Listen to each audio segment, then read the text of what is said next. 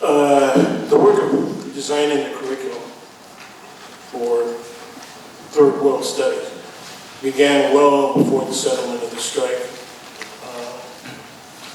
There was already anticipation that the strike would be settled. Our college had convened a 7-person select committee that was meeting at Franklin Grant's old house, to Cesar, which I bought from Israel in 1980.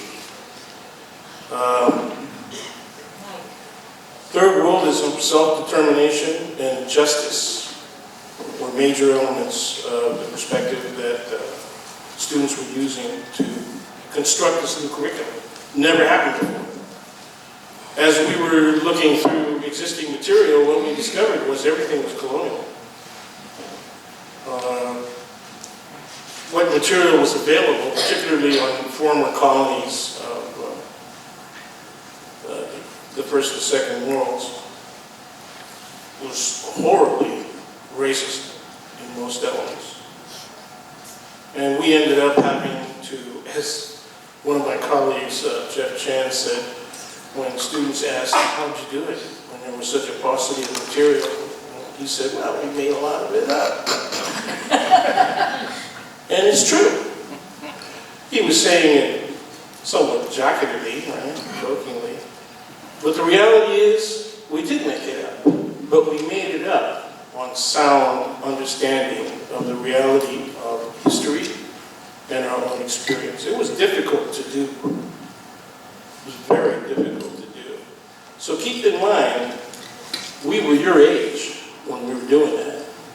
Earlier on, Laureen said that, yeah, I've been teaching here for 40 plus years. It'll be 50 years next year. So other folks have said, well, you know, things changed when the original initiators were forced off the campus or left the campus. They graduated or where life took over. Laureen and I were two of several people who continued on through the early development of what would become now the College of Ethnic Studies, and started as the School of Ethnic Studies. Anyway, so we were involved in this. We really were dedicated to this concept of third worldism, which meant that we were international in perspective. As was said earlier by Bernard, we were very political. Everyone was very political. The whole campus was political. Our classes were political. Even when faculty didn't want it to be political, we forced it to be political.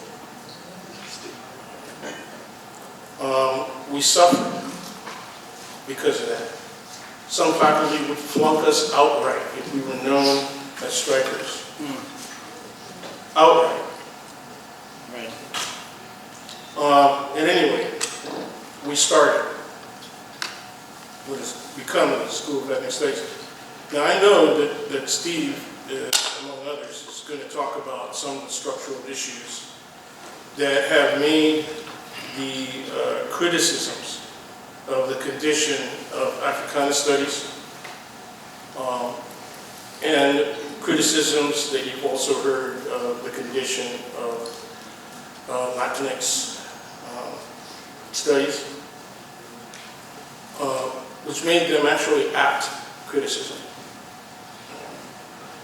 But the criticisms do not fully explain the structural problems that begin with the bigger politics of capitalism, the bigger politics of American corporate society, and the bigger politics of the corporatization of public education. This is entirely different from what I have written here, but I think I wanted That's nothing to be, new, Dad. I wanted to, Tell the truth. you know what my response to that is, Laureen. And it does have to do with, intercourse. Okay.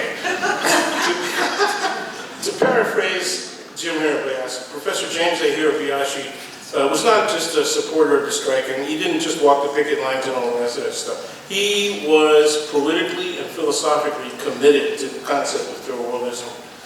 And he said several times, personally and also in writing, and at the first national conference on ethnic studies, which happened in Seattle at the University of Washington in 1974. I still use his article, his speech, in my classes. And he said that ethnic studies is practiced at SF State must be regularly evaluated in the light of its founding values, principles, and goals. We haven't done that. Not everybody. Okay? So here are the lessons, at least for me. When the second biggest threat, or the biggest threat, but it was the second threat to the existence, the existential threat to the existence of ethnic studies, came in the form of a change to the general studies program into the general education program, which occurred over a period of about 1976 to 1981. I was just out of law school. There was this thing that Dean Philip McGee had developed, and that was the Third World Council. Now notice, this is years after we had been misnomer ethnic studies, and he still called it the Third World Council. Everybody who was on any committee of anything, representing any department, any program, any project of the school, not yet college, of ethnic studies, sat on that council. And we met minimally once a month, and during times of stress, weekly. Because of the change in the general studies program, we were really threatened by being wiped out because we could not attract students to our courses as graduation requirements, satisfying graduation requirements. I made that argument in '78, and my reward was I got elected to the Academic Senate to represent the College of Ethnic Studies.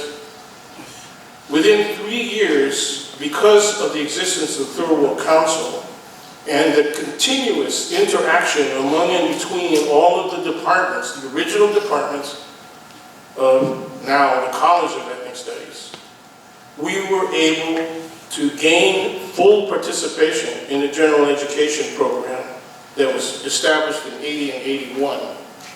And because of that participation, we survived that very serious attack. Keep in mind, Prop 13 was also effective in reducing budgets for the entirety of public education, including SF State and the entire CSU system. Okay, she's giving me the timeout with a middle finger. Did not. Well, it looked like a middle finger. All right, thank you. But yes, thank you.